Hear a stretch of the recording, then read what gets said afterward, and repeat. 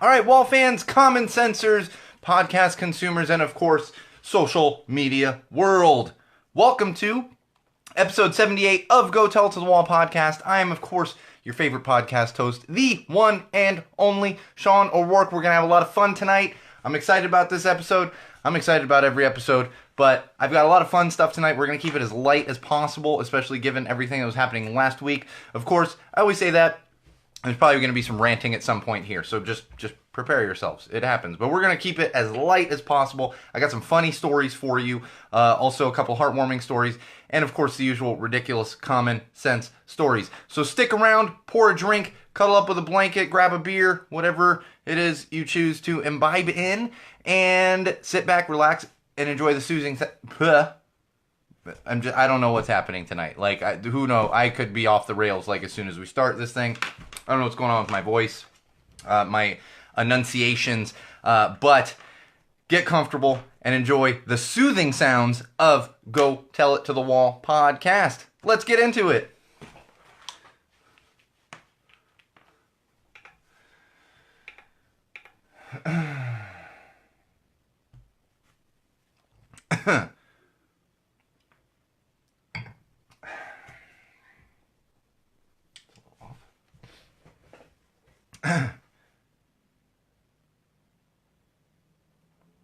All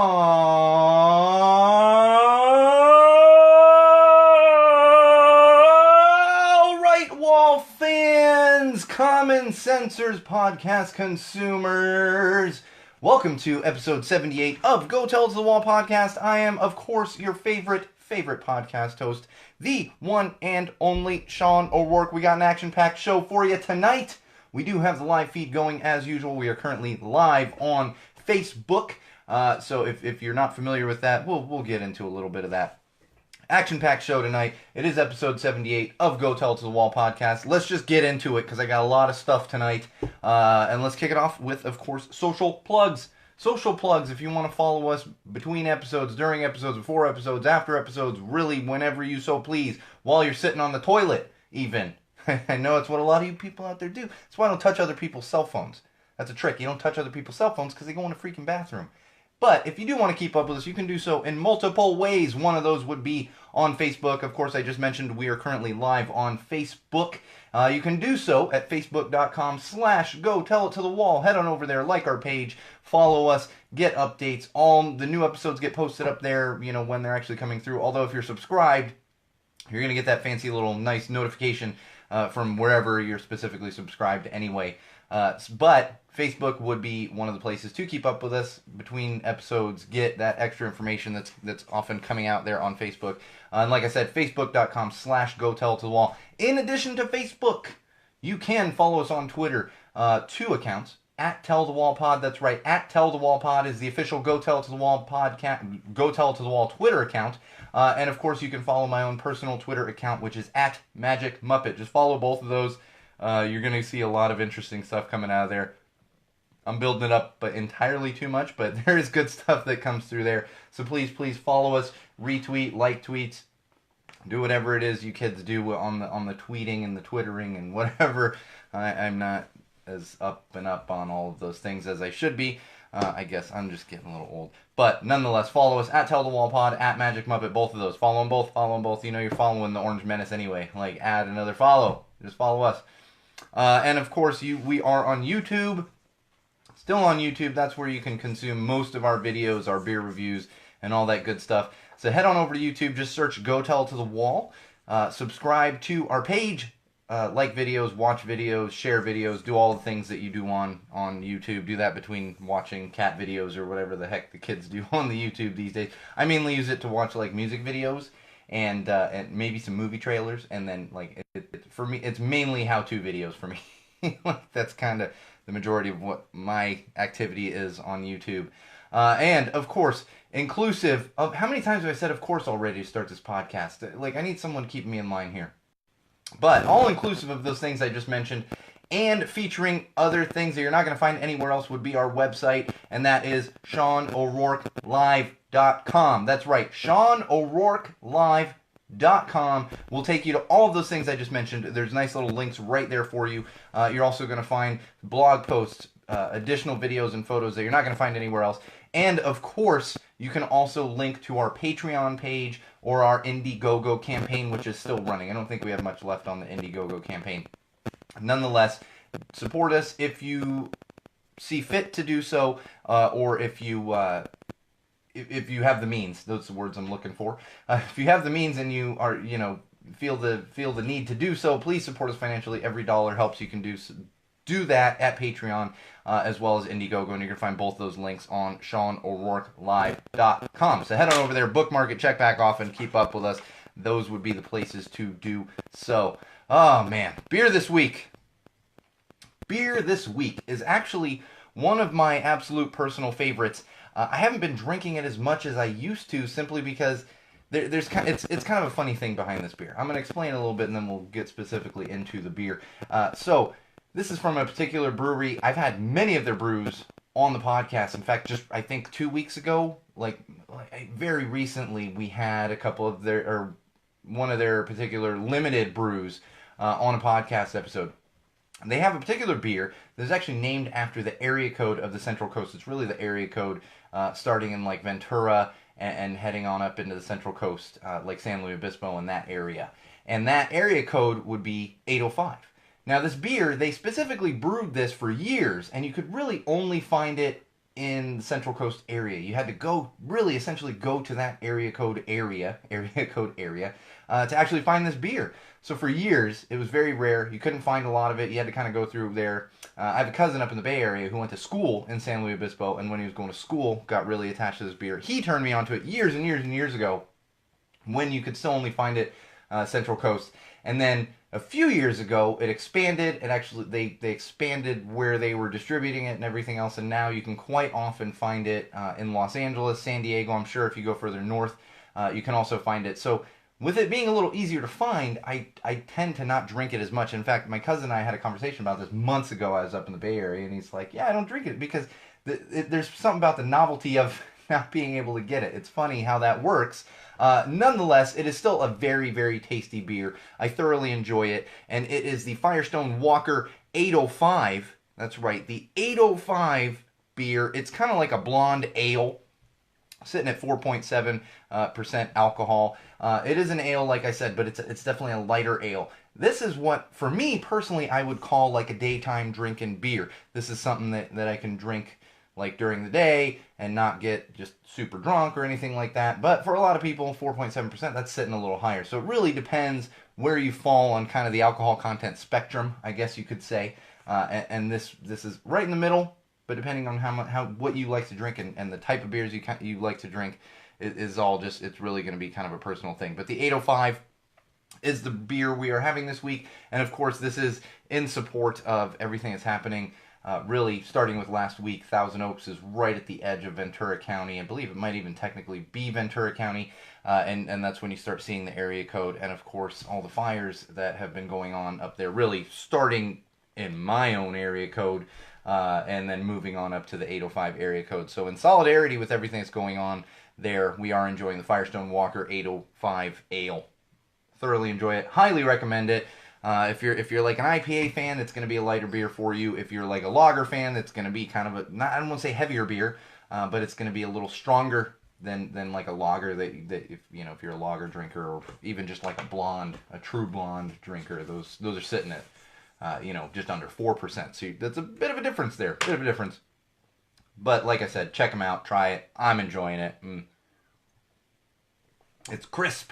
It's a very crisp beer. On the note of fires and everything happening right now, really around Los Angeles, up in Northern California, which that one is just even more devastating than what's going on here in the Los Angeles area.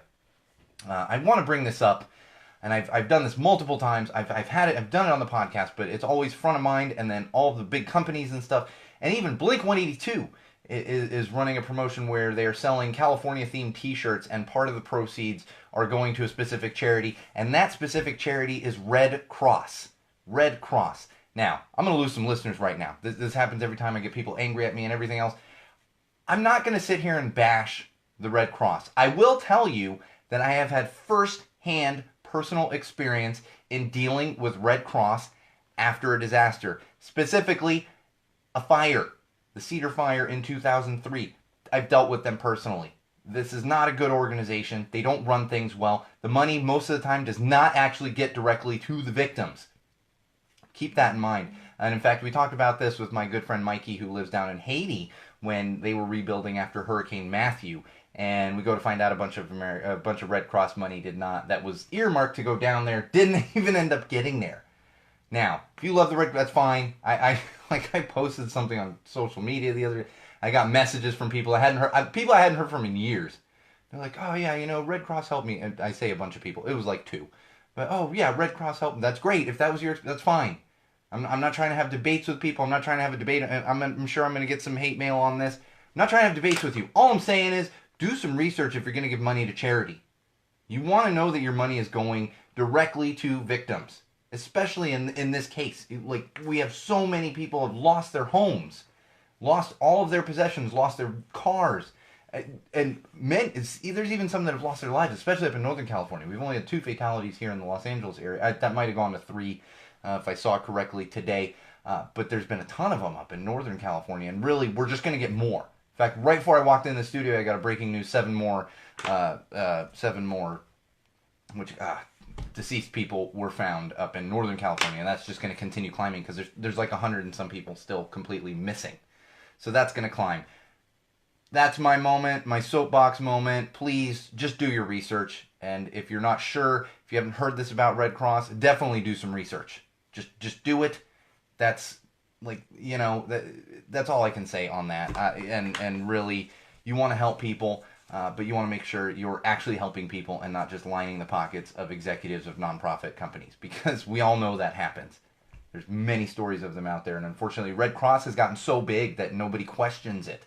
And then all these companies give millions of dollars to Red Cross. And then most of that money doesn't actually get to victims. Keep that in mind. Two more things I want to mention, actually. We will not have a show next week. There will be no show next week. I was debating doing it earlier in the week and everything else. Next week, if you're not familiar with it, if you don't live in the U.S., it's Thanksgiving. Thursday next week, a week from tonight, is Thanksgiving. I literally cannot do a podcast on Thanksgiving night. I will be in a food and alcohol coma, laid out on my couch, probably watching football highlights. So we will not be having an episode next week. We will be back the following week. Just keep that in mind. Don't worry if you don't see something come across on your, subscribing, whatever particular platform you use. That is why. We're just skipping a week because it is the holiday week. We're calling it the Thanksgiving break. In addition to that, this Sunday is my birthday. Not only my birthday, but it is the great David Ortiz's birthday. David Ortiz, now retired, but of Boston Red Sox fame, one of my absolute favorite baseball players. And so I'm going to be celebrating this weekend and taking a little break next week for Thanksgiving, and just enjoying myself. And in fact, on another note, really, of alcohol, and this is a bit of I don't even want to call it a teaser, because we've had so many requests to do a whiskey episode. My good friend Seth stopped by right before I came into the studio and brought me this gigantic bottle of Hudson Baby Bourbon whiskey. So thank you to Seth and my little big sister Juliet, as well as Kevin and Shannon, who picked that up for me. I will probably start enjoying that this weekend. And if you are a whiskey drinker, especially a bourbon drinker, highly recommend this one. It is a little pricier than kind of your average bourbons. There's pricier ones out there, but it's a little pricier than your average bourbons. Like I said, the Hudson Baby Bourbon Whiskey, that would be the way to go. It is my absolute favorite bourbon. It is hands down my favorite bourbon that's out there right now, and I can't recommend it enough to anyone out there. And on that same note, we have been teasing a whiskey episode for like a couple years now. We will get to that eventually, and of course I will have to have our on-air producer Bridget in studio for that one, as well as Common Sensor Seth, who is a big supporter of the podcast and also happens to be a big whiskey drinker, who originally brought up the idea like a year and a half ago or so, and just I've always said to anyone that's brought up whiskey episode, like, we will be off the rails so quick if I'm in here drinking whiskey. It's a little bit better with the beer. But one day we will have the whiskey episode, and probably enjoy some Hudson Baby Bourbon whiskey, because it's my absolute favorite bourbon. All right, let's get into some social trends happening right now. Ooh, this one, I'm just going to mention, and I think this is one really for all of you out there to just kind of check out. That would be hashtag first snow. So it has started snowing on the East Coast now. They're getting snow. They're getting kind of their cold winter weather, and this would be the place to go and look at all of the kind of snow pictures that are happening back east. Now, this could depress you if you live back east. It could, or it could. I mean, it could make you happy. There's gorgeous pictures of snow. I love snow, honestly. I also don't have to live in it and commute in it and drive in it every day. So this could be a little depressing for you. It could be cool because it's beautiful snow, or it could make you feel good about your choices as far as the city or state you live in. Because like it was like 75 degrees today here in Los Angeles. When we hit winter, it gets like we might have a day where it's in the high 50s, and overnight, like maybe we get below 40, but it's not very often. At the same time, we also see the winter coats should be coming out soon because it's getting down to like 60 degrees at night, and that like winter coats. That's what happens in Southern California. Everyone starts pulling out the winter coats. So check out hashtag first snow. I was enjoying them just because I enjoy snow and pictures of snow. I think it's I think it's gorgeous and fantastic. All right, next one. This one hit a little too close to home. A little too close to home, really, like not just me, but the podcast. And that would be hashtag if I had to give up beer. That's right, hashtag if I had to give up beer. And I want to share a couple of these with, oh man, I lost one. There we go. So two of these I want to share with you. This one's from D Muse. Hashtag if I had to give up beer, I'd probably whine a lot. And of course, wine is spelled W-I-N-E, meaning D Muse would be drinking a lot more wine. The other one that literally had me laughing out loud was this one from Jessica Carberry, at Jessberry. Man, there's someone that doesn't do a crazy weird Twitter handle. If I had to give up beer, I'd probably be 20 pounds lighter. These hops don't lie. Literally laughed out loud. Hashtag if I had to give up beer, me personally, we wouldn't have beer on the podcast. We'd probably just have a whiskey episode every freaking week. I need a little bit of I need a little bit of liquid courage here to get in here and yell at a wall for an hour every week. But check that one out. Share yours, of course, if you have a funny hashtag to share. Don't just share random hashtags. And everyone needs to calm down with the gifs too. It's okay, we get it. Everyone can do the same little gif that's funny. It's a kid laughing, or it's some an actor from a movie making a weird. I get it.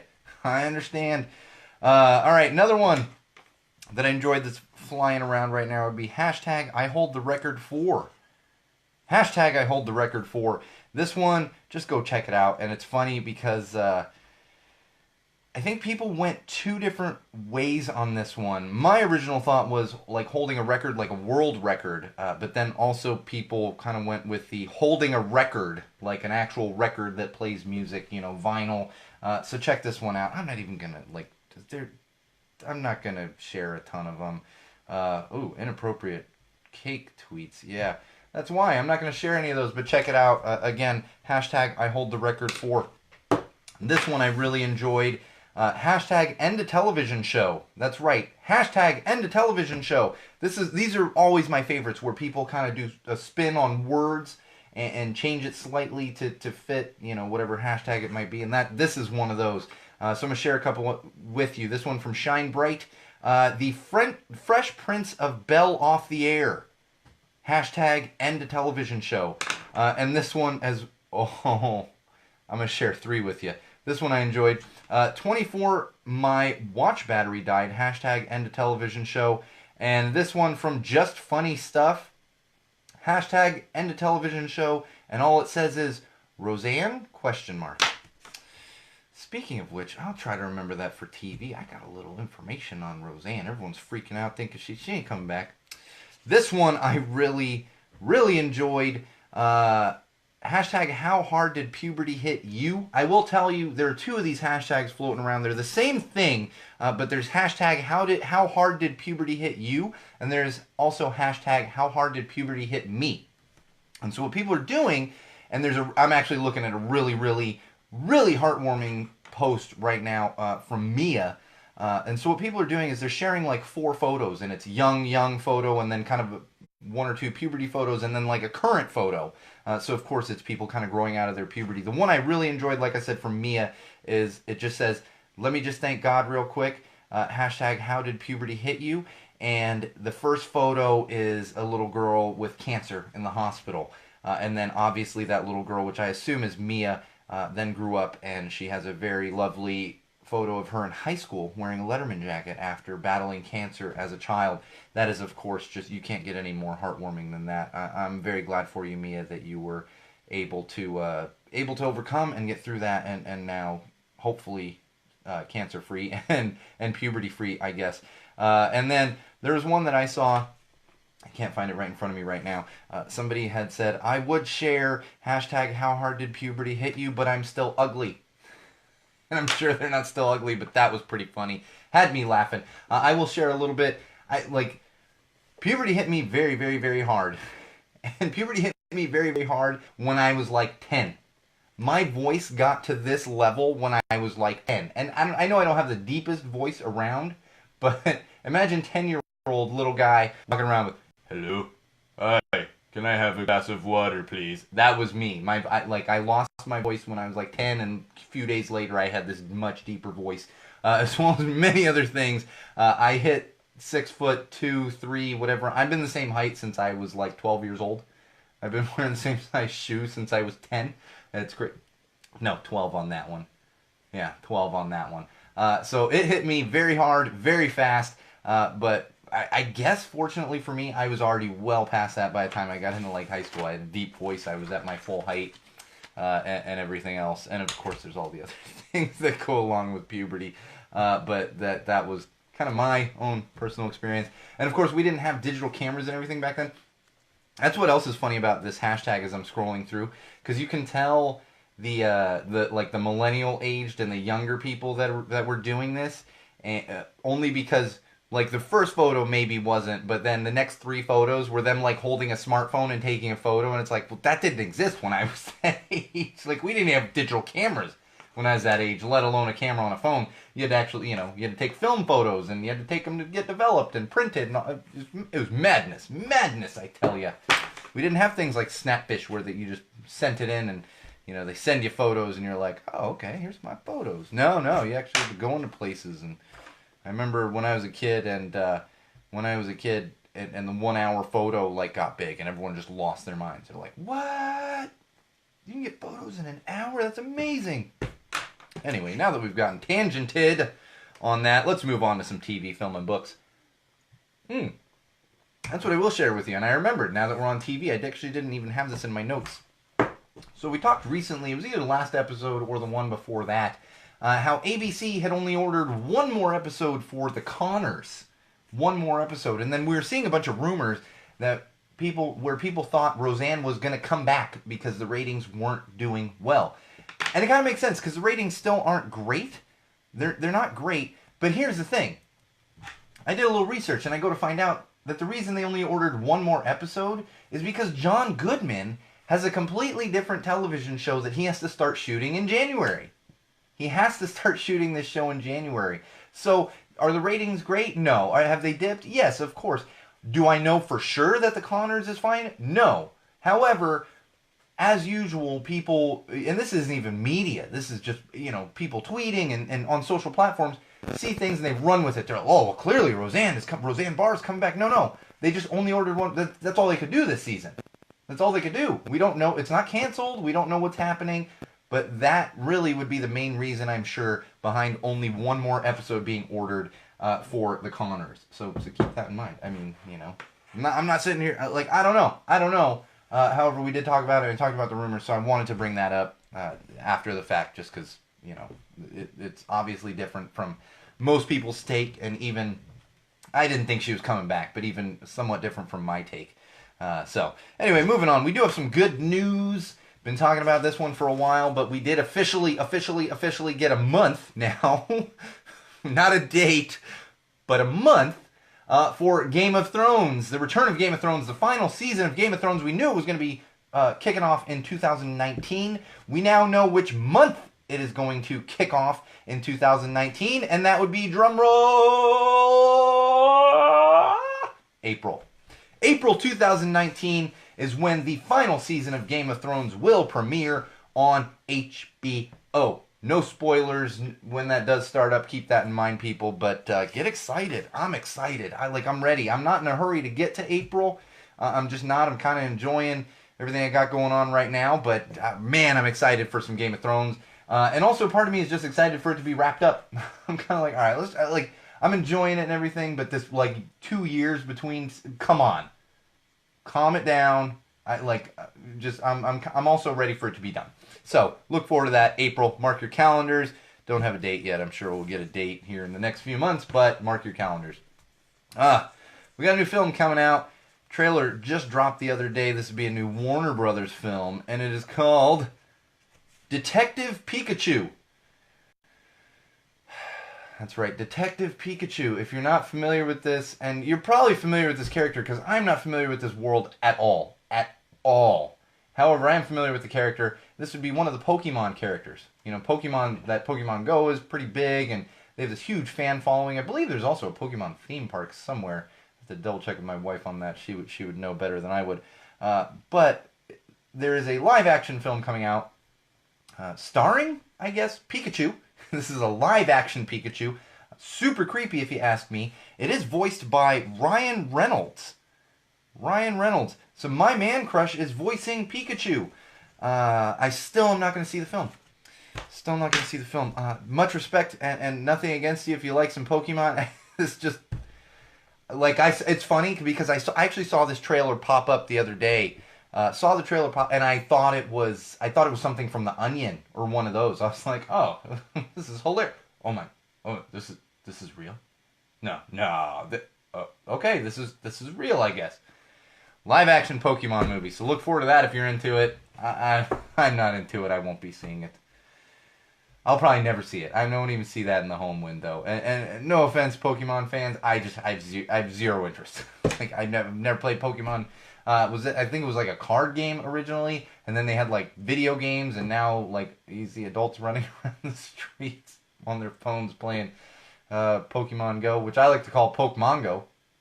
Because everyone was doing hashtag Pokemon Go, and it was spelled Pokemongo. Yeah.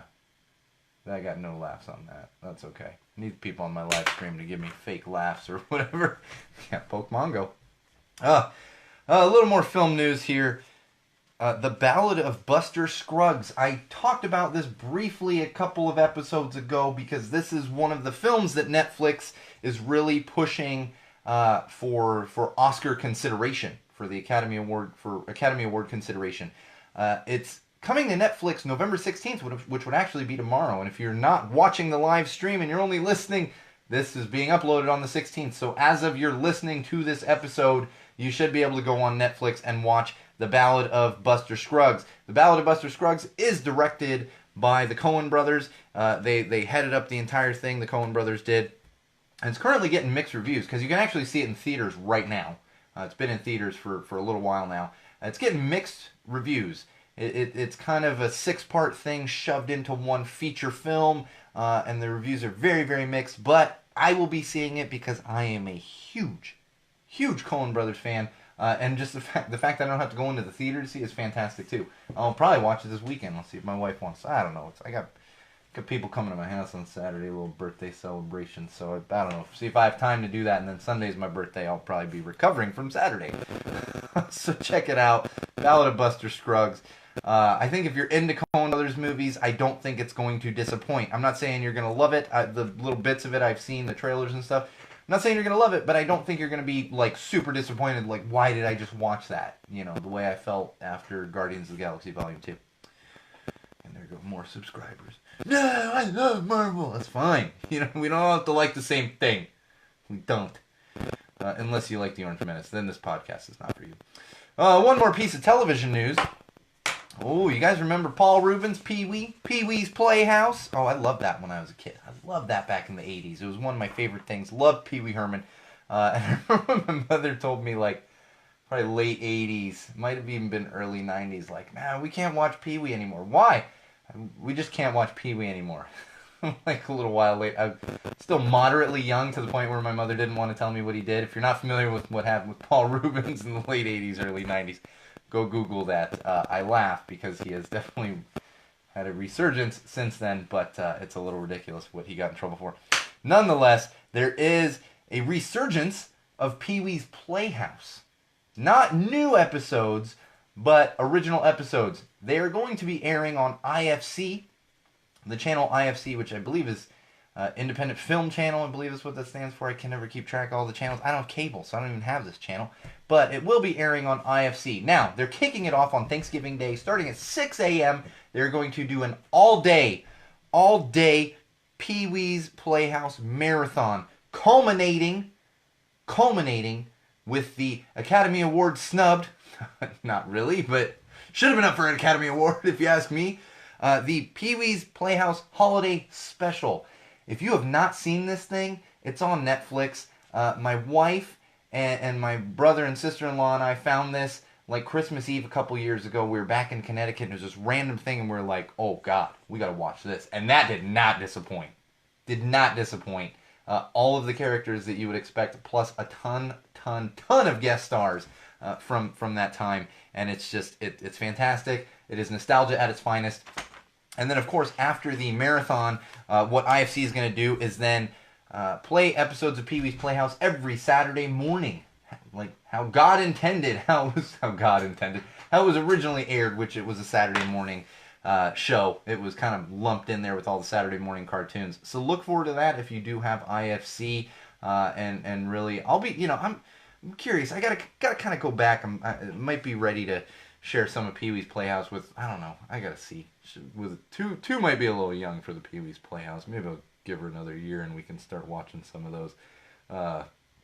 But I do look forward to sharing that with my daughter at some point, especially the holidays. I'm telling you, holidays, it's like next level. Next level. All right, let's move on to some parenting. Oh man, some parenting. Now, this one I wanted to bring up. It may seem like it's old news, but this actually came out recently on HuffPost because this is just one of those things that won't die. Are you familiar with the movie Frozen? This is a Disney movie from 2013. So I uncovered this HuffPost article that includes a bunch of tweets from parents who were pretty darn tired of listening to songs and watching the movie really over and over again, which I can attest to. I have to read my daughter the same book 5 times in a row sometimes, and she just never gets tired of it. So I do want to share a couple of these tweets with you. This one I found particularly amusing. I'd like to thank the person that wrote Let It Go from Frozen, and by thank you, I mean make you listen to it 800 times a day like I have to. Yeah! There's also another one here where, I'm trying to find this exact one. Here it is. Even if she's sleeping, my toddler will know if someone in our house tries to watch something other than Frozen, and she will have a meltdown. I've shared that story with you. If I try to watch anything in my house, which we don't watch much television with my daughter in the house, at least not when she's awake. But sometimes I'll go to turn on like a baseball game. I try and do that during the World Series, and you turn on Tiger, Tiger, Tiger. She's got to have Daniel Tiger.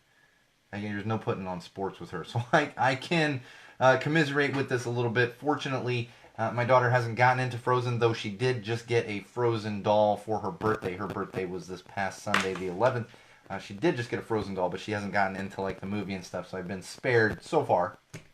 But it doesn't matter because it's going to be whatever Disney movie is out next. Like that Moana movie became super, and then everyone's singing those songs like crazy, and I get it. They're great for kids, but as you can see, like 800 times a day. That's, honest to God, it's probably not that much of an exaggeration. I've been around kids that love these songs, and in fact, I was working for Disney back in 2013 when this film dropped, and the mania just went crazy with it, and everyone loved it, and it was this, kind of, I don't want to say full sleeper, but it was a bit of a sleeper movie. They didn't expect it to be as popular as it was. And then at the Christmas following the release of that movie, like, you couldn't even buy Frozen toys. I had friends calling me because I worked at Disney, and can you get any Frozen toys? And I was like, no. I actually had some sitting in my office. No! These are my Frozen toys. I have them sitting in my office at the time. These were all contests at Disney Channel and Radio Disney, so often just had like prizing stuff like that sitting in my office. In fact, like to the point where there was that Hannah Montana concert tour years and years ago, and tickets were going for like $2,000 each, and I had like 50 tickets locked in a desk drawer in my office because I was like, this is, and they were being used for giveaways and stuff, but I was like, this is crazy. This is like $20,000 worth of tickets sitting in here. I'm not doing math real quick in my head. That's why I went to film school, Wall fans. I don't do math quickly in my head. It's $20,000 worth of tickets here. I don't want this in my office. Like, serious stuff. Serious. Kids and mania. That's what happens. We did get some cool news. This one's coming from TechCrunch, but it is out of Google and another company called Mother Coders. That's right, Mother Coders. Google and Mother Coders have partnered to offer a free 9-week tech training course to mothers in New York. It's geared toward moms wanting to re-enter the workforce, after raising their children. Probably not, after their kids start going to school, whatever it might be. It's geared toward them, and them wanting to learn, maybe not a full trade, but learn some tech stuff before they go in, like delve into the tech industry. Essentially things they might be behind on. I think this is fantastic. But I do want to remind everyone, and I'm not going to do this, like, I don't mean this in a sexist way, but whenever stuff like that, it kind of gets turned on its head when it's other things. When fathers are getting congratulated for taking care of their children, and then they're like, no, I'm just a dad. I'm not saying mothers don't need this, but there are plenty of men out there, plenty of fathers out there that are home with their children during the day. Myself being one of them, as well as my good friend Doug, who lives 2 blocks away. We often take the kids out to the park together. I'm not saying I need this. I think it's fantastic, but I'm not even saying there should be a father code. That's not what I'm saying. What I'm saying is let's keep in mind that it's not only mothers who are staying home with children. But good on you, Google and Mother Coders, for offering a free course. This is free. That's what's great about it. It's free. Speaking of dads and babies and young children, there's a campaign going around right now, and this has been a thing for quite a while now. In fact, Ryan Reynolds, my man crush, was one of them, as well as Ashton Kutcher had gotten on this a few years ago, and it's picking up steam once again. And that's dads campaigning for changing tables in men's restrooms. And what dads are doing to kind of combat this and raise awareness is they're sharing photos of changing their kids in weird places. Like some of these photos are them leaning up against a wall, holding their child on their lap as they're trying to change a diaper because there's no changing table in the men's restroom. Many of them just on the ground. There were stories of fathers taking out their clothes and putting them on the dirty bathroom floor so they could actually change their children. I can personally attest to this. This happens to me all of the time. I end up changing my daughter in the back of the car quite often, and in fact, I have taken my wife and I have taken my daughter on a couple road trips, not serious like multi-day road trips, but road trips, we're talking like 6-hour drives. And every time, and I always go in and I'm like, let me see if there's a changing table in the men's room, and I will take care of changing the diaper. And 9 times out of 10, like 9.75 times out of 10, I'm not even exaggerating that, no changing table in the men's room. And in fact, we went to Arizona back months ago. There was not, once we crossed the Arizona border, there was not a single changing table in a men's restroom. Now, I'm not saying in the entire state of Arizona, but everywhere that we had stopped in the state of Arizona, not a single changing table in the men's restroom. California is not much better. I've seen, out of, honest to God, a couple hundred places that we've stopped at, not just on road trips, but as we're out and about, I've found maybe two changing tables in men's rooms. And that's just unacceptable. I will tell you, in California, In-N-Out has been one of the ones where there is often a changing table in the men's room. The problem there is the men's room is essentially the size of a porta potty, and even with the changing table, like, you're probably rubbing backs with some guy who's trying to pee in a urinal. So it's just good on you, In-N-Out, but maybe make that, yeah, I get it. So I can personally attest to this. I think it's great that we're raising awareness for it. And all these restaurants, these companies, these gas stations, they all need to do better. All need to do better. I can't imagine changing tables are even that expensive.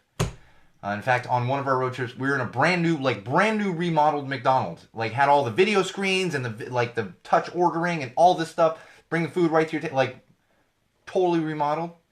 No changing table. Bathrooms totally remodeled too. No changing table in the men's room. Only in the women's restroom. It's unacceptable as far as I'm concerned. Completely unacceptable. One more thing. Speaking of changing your children, one more thing I want to talk about in the parenting category is this. There's a new product on the market if you're interested. It is called Jammas. Not pajamas, Jammas. These are pajamas for any kids that are potty training. And they're essentially pajamas with built-in absorption. So the fabric absorbs all the pee that your kid does throughout the night as they're sleeping. And then you get up and they have dry sheets. Personally, I am not a big fan of this, only because it doesn't make much sense to me. You still have your child sitting in pee, and it's fabric as opposed to the crazy stuff that they put inside diapers now that really keeps the kid dry. And then on top of that, is it that big of a deal to just put a diaper on your kid overnight? Like, I'm willing to take the risk of, I know I'm going to change a couple of sheets when my kid is fully potty training. But honestly, it's the same thing as a diaper. Just throw a diaper on, call it a day. You know, I don't get it. Then you're washing pajamas, washing peed in pajamas constantly instead of just throwing away a diaper. Now, I'm very green. Please use cloth diapers then. But like the pajamas just doesn't. I don't see it like taking off. I just don't. It's one of those weird products, and I don't see it like taking off and doing well. I will certainly not be purchasing these for my daughter. All right, let's get into some tech here. Let's see how we're doing on time. Oh, we're doing okay on time here. Let's get in a little bit of tech. I got some good tech for you this week. Amazon launched a new portal within their website. This is called the Second Chance Portal. And you guessed it, of course, this is a place for you to go and look at options regarding devices. Now, I say options because it's not just a trade-in thing or a recycling thing. What they also have built into this portal is repair options. So you can put in the specs of your device, put into the portal what's going on, and it will give you repair options, or then it will also give you options for a trade-in. Like if you're trading in a newer device and you can actually get some money for it, it'll give you some options for trade-in. And then, of course, which is super important, and a lot of people don't realize it, is even just the recycling. I end up often with a stack of products. I'm not saying I got a stack of iPhones over here, but like old cell phones. I don't know that I have a ton of them, but it's happened at times where I just just acquire cell phones and they just sit there because you can't really just throw them away. And this is a great way, hopefully going to make it easier for people to dispose of those things, because it's not super easy to get rid of electronics, like old electronics. You can't just throw them in the trash. You can't. Same thing with batteries. The good thing about batteries is a lot of places store, like I know Best Buy and Target, you can bring batteries in there and you just drop them in, but not so much for devices. I think some Best Buys do it, but not all of them. And batteries is, it's this whole different game of. And in fact, some Best Buys I think will charge you to actually recycle it. So it's good to just have a portal where you can look at all those options and see what you actually want to do with your old devices. Oh man, the robot overlords. Every time. We're getting some news. Remember those microchips that people in Sweden are having implanted under their skin? Well, now we're looking at, and these should be hitting the market soon, we are looking at temporary electronic tattoos. Now, these are circuits printed on temporary tattoo film, so it's like motherboard computer circuits that you're going to see, and similar to what's in a chip. Memory card or in a chip or anything like the chip that's on your credit card, most likely. If you don't have a chip, you need to get your credit card upgraded. I think it's been a couple years since we really started moving to those chips. This is something that can just go on your skin as opposed to under your skin. And of course, it's going to be used in the same way that they're using them in Sweden, unlock doors, whatever else it might be. Now, again, I said this with the implanting under the skin. I am totally fine with just wearing a bracelet or something. I don't need to be sticking electronics to my skin. This is how the robot overlords are going to keep track of all of us when they take over. Think about that, wall fans. It's common sense. It's tech. It's also common sense. Oh, man. WreckIt Ralph. WreckIt Ralph. You guys familiar with that? I saw the first one. I enjoyed it. I think it's a great movie. John C. Reilly, very funny. Sarah Silverman, very funny. New film's coming out. I believe it either just came out or it's coming out soon. But that's not what I'm talking about here. What I'm talking about is Disney is currently working on a VR experience, and not just a VR experience, but a warehouse-sized VR experience around WreckIt Ralph. So this is gonna be you go in there, you're gonna be in VR, and you're gonna be moving around a warehouse, not just sitting. Most of the VR I've experienced is really sitting or maybe some hand movements, but not actually like walking around and stuff.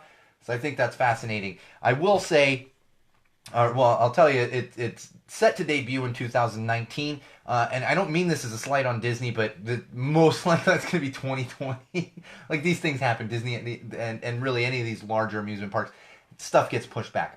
I don't know it's going to be 2020. I wouldn't be surprised if it's 2020. However, you can actually pre-order passes right now. They are separate from the Disney Parks ticket. And in fact, there's another VR experience that's going on right now. I believe at Disneyland, it might be World, and it's a Star Wars VR experience. It costs about $30 for a 25-minute experience in that Star Wars VR world. And we are getting word that this is going to be about the same. So you're looking at $30, $35 to go in and check out the WreckIt Ralph VR experience. It's going to be a huge warehouse down there at Disneyland. Probably at Disney World as well, but I know it's coming to Disneyland. So look forward to that. I would enjoy checking it out. I don't know that I want to pay $30 on top of a park ticket, because it costs you about $2,000 just to take your family to... No. $2,000 for you and one person, and maybe you're going to get into Disneyland and be able to have a pretzel. Family, that's like $10,000. You got a second mortgage, call the bank, get a second mortgage on the house. Why do you need a second mortgage? I got to take the family to Disneyland, man. I got to go. We got to take them to Disneyland. All right. The banker probably, oh, yeah, we had dealt with one of those yesterday, too. Like, Disneyland is not cheap, Walt fans. Not cheap. Oh, we got some more news from Amazon. Remember I was talking about those new products maybe a month or two ago that Amazon had unveiled. One of them was a microwave. An Alexa microwave. That's right. And a microwave you can talk to. It has Alexa built in. TechCrunch got their hands on one of these and put out a little review of it. I'm not going to get into the details on the review. I will tell you, it's more frustrating than it's worth. Now, Amazon positioned this as a lot of people don't know how to fully utilize the functions of their microwave. Like, it's not that hard. Like, the buttons are literally right there. You're like, defrost. And it asks you, what kind of beef? How many pounds? 2. Done. Like, it's not that difficult. But apparently Amazon thought you needed to be able to talk to Alexa and tell Alexa what you wanted to do in your microwave. Whatever. But we do go to find out from TechCrunch in their review that it's actually more frustrating than even just using a regular microwave, because this is what happens when you put too many things into something that's moderately simple or something that has worked well for years and years and years. You know, it's not an apples to apples comparison, but it's kind of like smartphones. You know, that's why smartphones tend to move slowly after a while, because new stuff's coming out and they're packing all the stuff in there, and it's just too much for this little handset to handle. You know, that's why you have overheating phones and all. And it's a similar thing with a microwave. We probably don't need an Alexa-enabled microwave. I don't. If Amazon sent me one for free, I would sell it. Or give it away. And I would just continue to use my normal microwave. It's actually completely built into my kitchen. Very convenient. Very convenient. And I'm very happy with my microwave. Works just fine. Use it every day. Every day my microwave gets used. Usually it's me microwaving my coffee because I'm running around and chasing a 2-year-old and my coffee got cold. But I definitely use it every day. I think my wife was just using it a few minutes ago because I'm not. My studio is not far from the kitchen in my house, and I just heard her beeping. Yeah, I'm here in the microwave now. My wife is currently using the microwave without the assistance of Alexa. Believe it or not, my wife is using the microwave without Alexa. I know. We're like Stone Age here, right? Yeah. God. I get so tired of talking to things. I get so tired. And speaking of my wife, she does it, and I know tons of other people do it. And, like, she will talk to the Google Home, and it'll take her, like, 5 to 10 times to get it to do anything. And I'm like, okay, by then you could have just pulled your phone out and typed that in. Like, you know, so reliant on technology. I have so many friends that do that too. Or they'll come over and they're like yelling at my Google Home. And I'm like, calm down. Like, what, really? We didn't have this a couple years ago. Like, you're fine. You know? And one more thing I want to bring up in the tech world. Really, this is common sense too. But I'm putting it in tech because it has to do with Airbnb. And I brought this up after the more recent hurricane in Florida. Was it Florida? Yeah, in Florida when they had a lot of devastation down there. There are Airbnb hosts that are offering free housing to evacuees displaced by the California wildfires. So people have lost their homes, or maybe not even lost their homes, but they have been evacuated and cannot return to their homes. There are Airbnb hosts out there offering free housing for people evacuated by the California wildfires. So keep that in mind. If you know someone, if you are someone, I think this is fantastic. I think this is a great way for people to give back. And there's plenty of hosts out there that are doing this. They're doing this out of the goodness of their hearts and helping others. And this gives me really faith in humanity, really in this country, but just humanity in general. Unfortunately, I am not able to do this. My parents were in town. And then I have some friends' parents coming to stay in my Airbnb starting this weekend. So we were not able to do that, but you better believe whenever the opportunity comes up, my Airbnb will be listed for free to anyone that's been displaced. In California, it's most likely going to be wildfires, but anyone that's been displaced by any natural disaster, it will be offered up free to them when it's not actually like booked by family members and friends' family. So, you know. But good on you, Airbnb. Good on you, any hosts out there that are actually doing this. That's a fantastic way to give back. All right, let's move on to some common sense. This one. My daughter actually came in the studio and she looked at the photo that's at the top of this and she thought it was a frog. And I had to be like, no, it's the Grinch. Thankfully, she can't read because of what was at the top of this article that I was doing a little research on. And that would be Grinch porn. Grinch porn. Did you know there's a market for Grinch porn? I didn't. I'm talking the Grinch Who Stole Christmas, if you're not familiar with the Grinch Who Stole Christmas. And actually, speaking of which, head out to the movies and see especially if you have kids, go see the new Grinch movie, The Grinch Who Stole Christmas.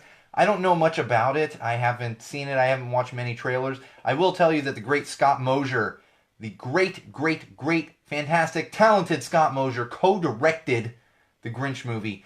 So please go out and support Scott Mosier. If you're not familiar with Scott Mosier, the Moj, he is actually Kevin Smith's main producer. He produced Clerks. Can you imagine the work that went into producing Clerks? Jesus Christ. So good. Props to Scott Mosier, Scotty Moj. Go out and see Grinch movie. But I'm not bringing this up because of the Grinch movie. I am bringing this up because Google actually they have a tab on Google called Fanfiction, so you can search fanfiction. They just recently had to remove that Fanfiction tab. The reason they had to remove that Fanfiction tab is they found there was entirely too much Grinch porn. Too much Grinch porn was popping up on the Fanfiction tab of Google.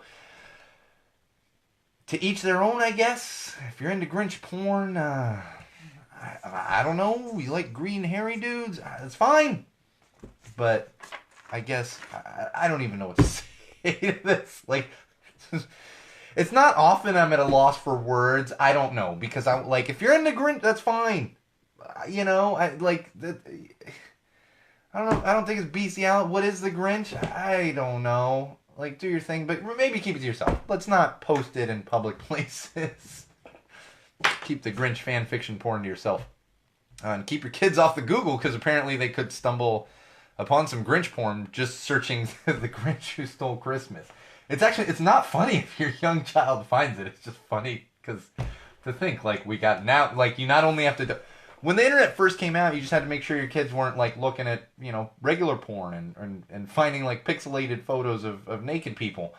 Now it's like you gotta watch out for not just regular porn but Grinch porn. Jesus. And apparently Sasquatch porn. Not even gonna get into that. You all should be familiar with that one right now. This one is a very heartwarming story, and it's very important to me. And I'm glad I found this. And actually, thank you, EZ, who's a good friend of mine, had actually posted this, and that's how I found it. There is a pastor out of San Antonio. His name is Gavin Rogers, Pastor Gavin Rogers. He was actually really curious about the Migrant Caravan, which, if you haven't forgotten, was a huge thing a couple weeks ago with all these conservatives freaking out, thinking that there was a band of criminals coming here to get into our country. He wanted to understand what was happening. So he went down and joined the caravan. It's a caravan of, I keep seeing like 2,000, but then I was reading this article, it says 6,000, a couple thousand people. He wanted to join the caravan. and debunk all the things that have been coming out on this, because we've seen, and a lot of stuff has already been debunked. We've seen photos that people have shared, and then once you do a little research, go to find out that they're not actual photos from the caravan. Like, these photos are years and years old, showing that there's violence in this caravan. There's violence against police and all this other stuff. Well, thanks to Gavin Rogers, we know firsthand that there hasn't been any kind of crazy violence in this caravan. No kind of crazy violence. They're actually very, very compassionate people. They have built this community, all of these migrants that are traveling in this caravan, and they're taking care of each other. And not only taking care of each other, but taking care of anything they find along the way. And lifting each other up, helping each other with food, helping each other with anything they can, places to stay, shelter as they're making this crazy, crazy trek. He actually also talked about, it was a ridiculous amount of miles. Like, I can't find it exactly right now. I should have written it down, but they walked and kind of had gotten on like flatbed trucks that people had helped them out with for 23 hours straight. 23 hours straight, these people are doing this. And we're talking elderly, middle-aged, young people, very young people, children. They just want to come to this country, and they just want a safer life for their families. That's what they want. And thanks to Gavin Rogers, we know that that's what they're doing. These are compassionate people. These are not violent people. And in fact, he talked to a couple of Mexican police officers. And those Mexican police officers said there has been zero violence from zero. We're not talking like, oh yeah, look, zero. There's been no violence from this caravan. This caravan that is currently making their way toward the United States. So huge, huge pat on the back. Huge good on you, Gavin Rogers. I am so proud of you, because we need more Christians like him. We need more of this. This is a true Christian man who backs up his words. He went down there, got in the thick of it with people that needed help. And not only helped people that needed help, but just completely debunked all of the lies that are coming out, specifically from the administration that is running this country right now. Running. Finger quotes. Running. You're not doing a good job, fuckers. And I'm so sick of the lies coming out. I'm so sick of the lies coming out. And I'm going to tell you right now, I would rather take 10, at least 10 of those people traveling in that caravan. I don't care, any 10. I would take 10 of them into my house before I would take one single Orange Menace supporter into my house. Bottom line. We've hit a point where it's not just a political thing anymore. We've hit that point. And in fact, something I left off of last week, and now I'm just completely going off script. Something I left off last week that was in my notes was there was a viral picture going around, and it was a Beto O'Rourke supporter as well as a Ted Cruz supporter, and they were neighbors. And we're able to still be neighbors, even though we have political differences and stuff. And they got roasted on social platforms, as they should. Because that's nice. These were two white people in Texas in a very affluent residential neighborhood. The suburbs. It's easy for you to do that when you're just a couple of white people living in a place like Texas. But the bottom line is here, we've hit a point in this administration where they're trying to take away the rights of people. So you can't tell me that it's just politics and you should just get along with somebody when that somebody is voting to literally take away your rights. You're going to tell me an LGBTQ person needs to put up with a Trump supporter, an Orange Menace supporter, a Ted Cruz supporter, who is literally supporting bills that are going to take rights away from these people? We see the blatant racism from him, the blatant sexism. It's not about politics. It's not. What they're doing is wrong. It's absolutely wrong, and it needs to stop. And I don't need to have compassion for some fucking Ted Cruz supporter. I don't need to have compassion for some fucking Orange Menace supporter. I don't. I have no compassion for you. You're trying to hurt people that I love. You're trying to take away the rights of people that I love. And there's no excuse for that. There's no putting it aside. There's no, reach across the aisle. Don't give me that bullshit. It's not about that anymore. It's about morals. It's about people now. And it's about doing what's right. And that's why Gavin Rogers is a true Christian. The rest of these people that run around saying they're Christians and yet support the Orange Menace and hate this caravan and hate other people because they're a minority or because they're a little different, you are not a Christian. You cannot call yourself a Christian. Jesus Christ himself would be going mad. There's a story in the Bible where he upturned tables in the temple because of all the money that was changing hands. Yeah, I know the Bible, people. You gonna tell me that if Jesus Christ himself came to America right now, you gonna tell me he wouldn't be in the White House overturning tables because that bigoted son of a bitch is sitting there? Don't call yourself a Christian and support that. Bottom line. And I don't care. You shouldn't be listening to this podcast anyway because it's not for you if you support that hatred. But if you did and now you don't, that's fine. Because there comes a point in everyone's life where you have to stand up for certain things. I was never political. I finally started voting right before he got elected. It was never political. But this has transcended politics. This is human rights at this point. This is the rights of your neighbor, your family, your friends. That's what's happening. This is the rights of my daughter, my 2-year-old, and what she is growing up into. That's what this is. So I'm sick of the bullshit. I don't want to hear that stuff. Bipartisan. Give me a break. We went past that. We've gone well past that. We went past that in 2016. It's not happening ever again until you get rid of that hatred and bigotry that's sitting there in Washington. Jesus Christ. Top of the show, I promise not a lot of ranting. But you know what? It happens. Oh, all right, I want to talk about a couple things real quick. Juul e-cigs, if you're familiar with them, they are suspending the sales of most of their flavored products. Juul, if you're not familiar with Juul e-cigs, they actually control about 70% of the market share on e-cigarettes, vaping cigarettes right now. They're getting rid of most of their flavored products because of the backlash that's come about, rightfully so, with children getting access to these things. And really, social media campaigns, I don't want to get into all the details of it, and it is blatant marketing to kids. The social media campaigns and everything else. You marketed to kids, Juul. You know you did it. Now it's time to scale back a little bit. And we also know that the FDA is coming down hard on the e-cig industry, probably the next week or so. So look forward to that. We got some news out of West Virginia. These are my favorite kind of stories. Out of West Virginia, there's some raccoons that were going a little crazy in West Virginia, and authorities thought they had rabies. Well, it turns out they were actually drunk off fermented crab apples. They didn't actually have rabies. They were just super drunk.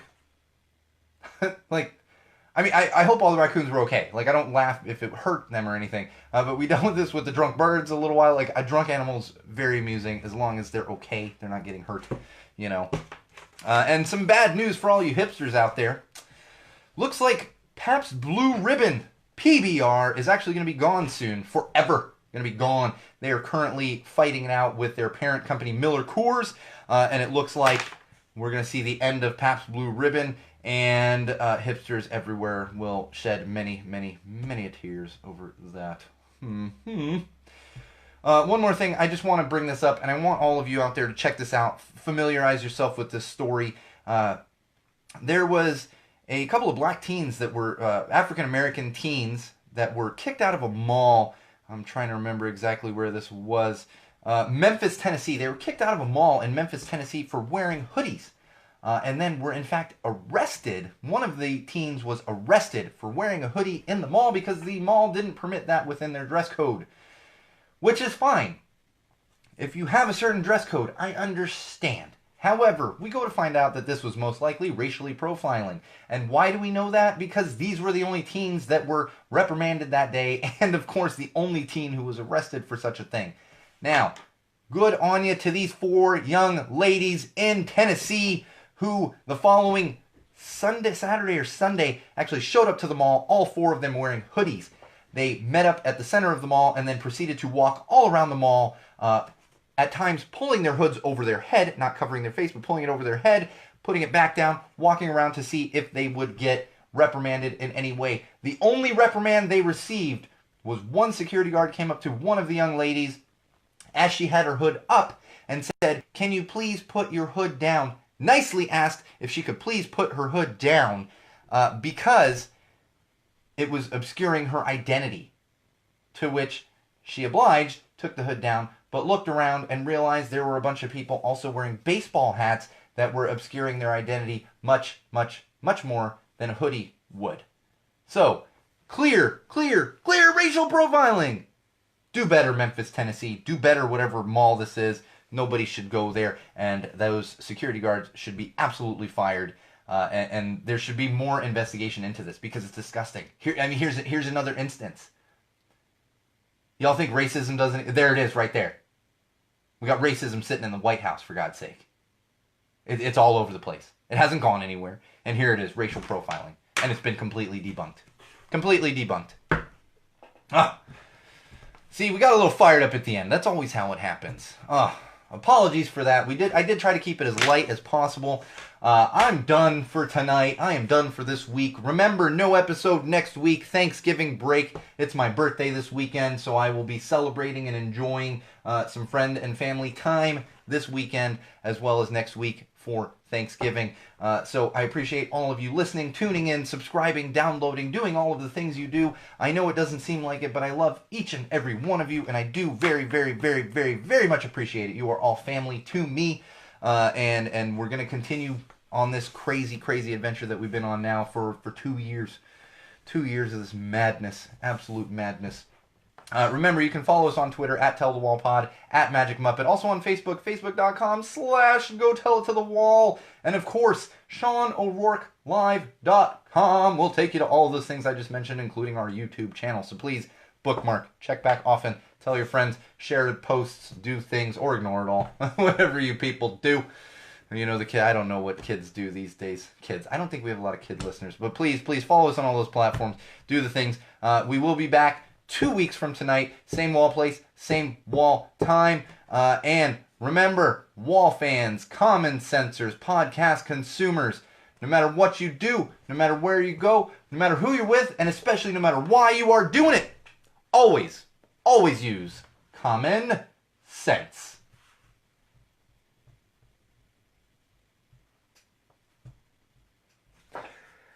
All right, wall fans, common sensors.